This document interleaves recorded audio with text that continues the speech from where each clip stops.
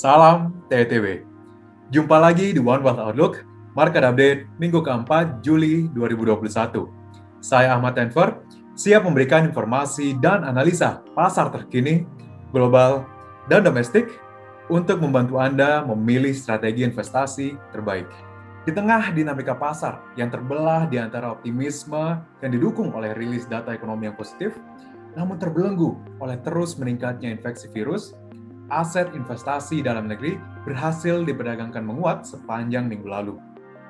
Terlihat, sementara IHSG menguat 0,54% untuk diperdagangkan di kisaran level psikologis 6.000, pasar obligasi pemerintah Indonesia menguat tajam, dengan khususnya imbal hasil pada tenor 10 tahun yang turun hingga 18 basis poin menuju level 6,35%, yang juga mengindikasikan terjadinya kenaikan harga sekitar 1,25%. Terhadap nilai tukar, rupiah turut menguat 0,21% terhadap dolar Amerika Serikat menuju level 14.498.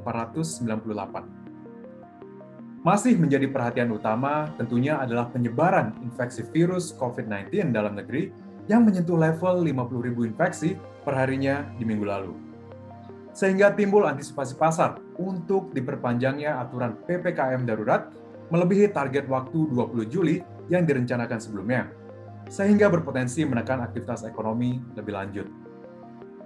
Namun, sentimen investor tampak ditopang oleh setidaknya 3 hal utama di penghujung minggu. Pertama adalah terus dipercepatnya upaya vaksinasi yang kini telah mencapai 1 juta dosis vaksin secara rata-rata 7 harinya. Kedua, adalah rilis data penjualan otomotif yang naik hingga 32,7% secara month-on-month di bulan Juni, melebihi 72.000 unit, yang mengindikasikan tingkat permintaan yang masih cukup sportif. Dan yang ketiga adalah neraca perdagangan Indonesia yang kembali mencatat surplus untuk 14 bulan beruntun sebesar 1,3 miliar dolar Amerika Serikat di bulan Juni. Surplus tersebut turut didorong oleh aktivitas ekspor yang tumbuh 54,4% secara year-on-year dan juga aktivitas impor yang tumbuh hingga 60,1%. Menariknya, seluruh golongan barang impor, konsumsi, barang modal, dan bahan baku masing-masing menguat, dengan impor golongan bahan baku misalnya yang naik hingga 72,2% year-on-year, yang mengindikasikan terus meningkatnya aktivitas investasi dalam negeri. Menarik untuk diperhatikan adalah bagaimana penguatan aset dalam negeri ini terjadi terlepas sentimen eksternal yang cenderung kurang sportif. Dari Amerika Serikat misalnya, fluktuasi pasar meningkat tajam, tercermin melalui indeks VIX yang naik hingga 14% sepanjang minggu, sehingga mendorong indeks saham benchmark S&P 500 untuk ditutup turun sekitar 1%. Faktor kekhawatiran utama adalah rilis data inflasi Amerika Serikat yang kembali meningkat, naik ke level 5,4% di bulan Juni, yang merupakan level tertinggi sejak 2008 silam. Rilis data sentimen konsumen terbitan University of Michigan yang melemah di bulan Juli juga turut membendung sentimen investor.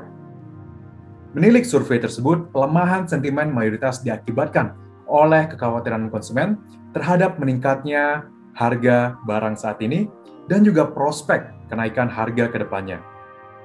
Memang, dengan inflasi yang terus meningkat tersebut, maka juga semakin meningkatkan spekulasi pasar akan dipercepatnya aksi tapering oleh The Fed, terlepas antisipasi bank sentral bahwa tekanan harga tersebut hanya akan bersifat sementara. Maka fokus pasar pun akan banyak tertuju pada pengumuman hasil rapat FOMC serta rilis data inflasi PCE di penghujung minggu depan guna mengkaji strategi moneter oleh The Fed ke depannya. Beralih ke dalam negeri, dengan PPKM darurat yang kini telah diperpanjang hingga 25 Juli mendatang, upaya untuk terus menopang pemulihan ekonomi terus berlangsung. Pemerintah pun meningkatkan anggaran stimulus pemulihan ekonomi nasional alias PEN kini menjadi 744,7 triliun rupiah dari 699,4 triliun rupiah sebelumnya.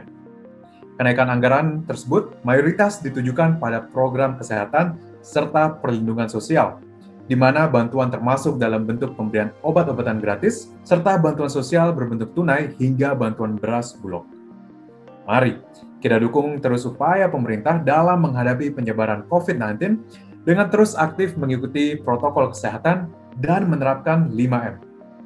Sekian informasi dan analisis kali ini. Untuk mengikuti update pasar terkini, Anda dapat mengakses weekly market journal kami melalui link berikut. Dan jangan lupa untuk mengklik tombol subscribe. Saya Ahmad Enver, nantikan One Wealth Outlook berikutnya di minggu depan. Salam TITB.